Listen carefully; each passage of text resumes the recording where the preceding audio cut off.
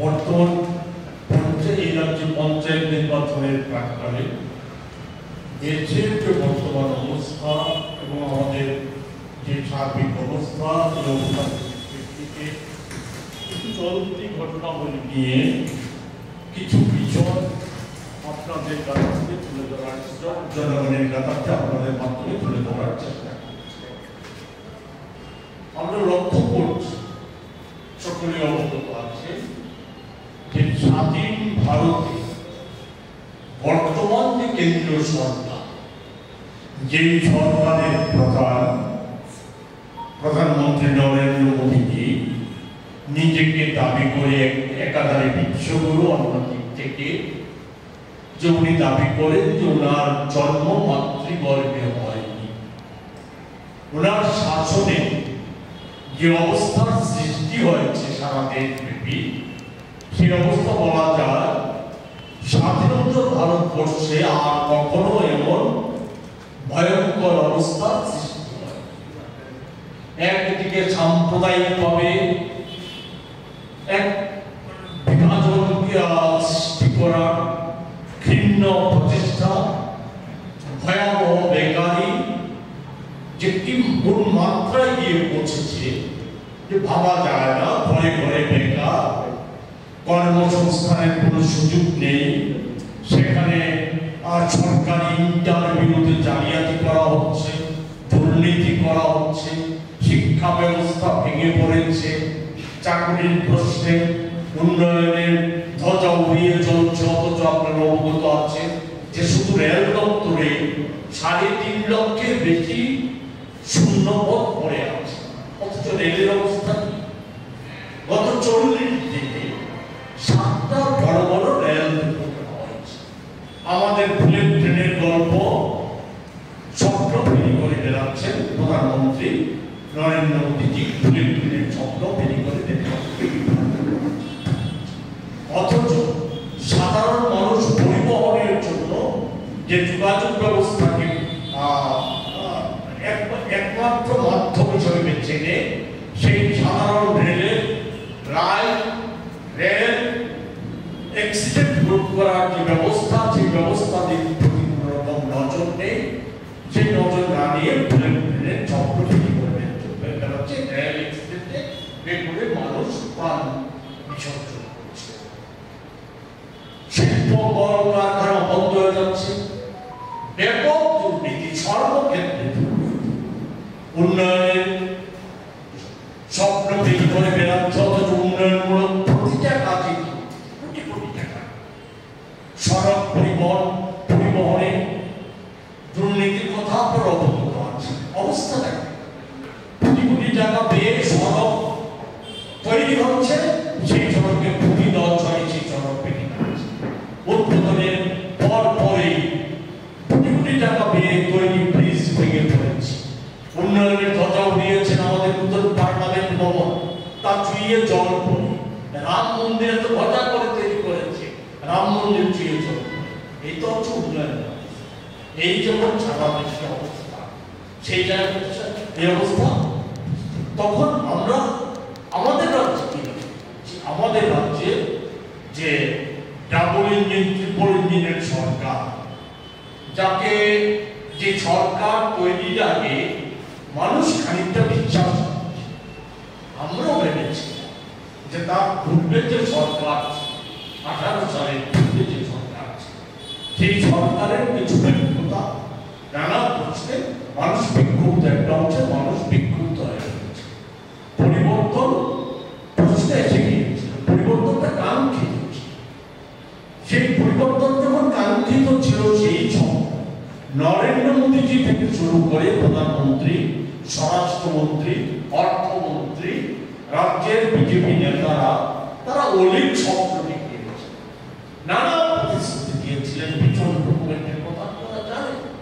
বছরে 50,000 চাকরি থেকে শুরু করে রেগার 200 দিনের রেগার কাজ, 340 টাকা মজুরি, নেগোসিয়েশন প্রথা খুলে যে পদ্ধতি, সেই পদ্ধতি চিরতরে নির্মূল করা হবে, জমির দালালি বন্ধ করা হবে, মাফিয়া রাজ বন্ধ করা হবে, দ্রব্যমূল্য নিয়ন্ত্রণে আনা হবে, সুশাসন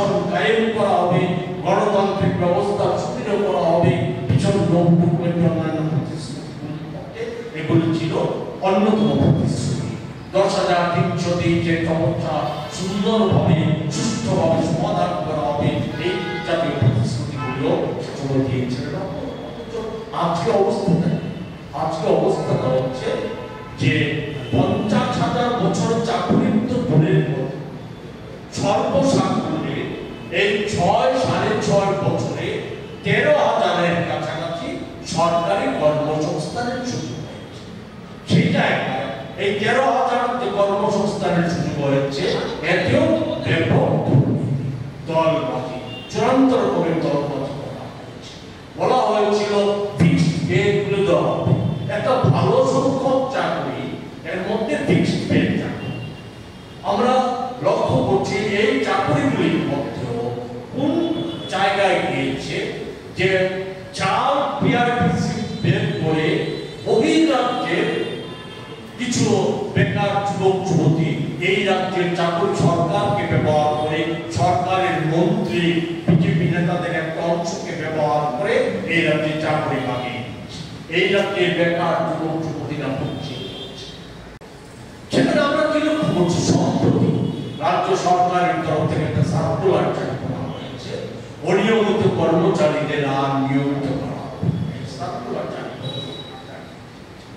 এই হচ্ছে অবস্থা। সেই জায়গায় আমরা আরো কি লক্ষ্য করছি, মাফিয়ারা বন্ধ করা হবে, নেগোসিয়েশন বন্ধ, নেগোসিয়েশনের বাইরে কোন সরকারি প্রকল্প রূপায়িত করার কোন ঠিকাদার নেগোসিয়েশনের কাটমানি না দিয়ে ঠিকাদারি কাজ নিতে পারছে। সেই জায়গায় দাঁড়িয়ে নেগোসিয়েশন নিয়ে প্রকাশ্যে ঘোরাঘুরি, বন্দুকবাজি, এই সমস্ত কিছু চলছে। জমিদারি সমস্ত নিয়ে চলছে, এগুলি আজকে অহরহ করছে জমিদার। আজকে আমরা কি দেখছি, এই দেশে যেমন গোটা দেশে যেমন চোরাকারবারীরা, বড় বড় শিল্পপতিরা, কর্পোরেট জগতের মানুষ, তারা ভালো আছে, তাদের রোজগার, এই সমস্ত কিছু বাড়ছে। এই রাজ্যেও একমাত্র চোরাকারবারী, জমিদারি, নেগোসিয়েশন যারা করছে, সরকারি ক্ষমতাকে ব্যবহার করে একটা অংশের নেতা, মন্ত্রী, দলীয় নেতা, তারা আজকে কোটি কোটি টাকার মালিক বনে যাচ্ছে।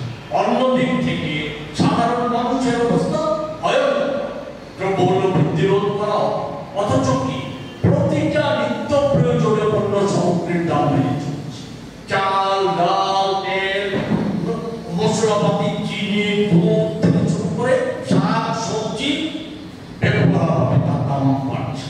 সবজির অবস্থা, আলু ভাবা যায়, এই ত্রিপুরা রাজ্যে কোনদিন ভাবতে পেরেছিল আলু 50 টাকা কেজি করে কিনে দিতে, আজকের দিনে বাজারে আলু 50 টাকা। কুমড়া 60 টাকা কেজি, 100 টাকা, 80-100 টাকার নিচে কোনো সবজি পাওয়া যায়, কেজির নিচে কোনো সবজি পাওয়া যায় না। কাঁচা লঙ্কা 300-400 টাকা। অথচ সাধারণ ক্ষুদ্র ব্যবসায়ী তারা কি লাভ পাচ্ছে, তারা মুনাফা করছে না, তারা মুনাফা করছে না।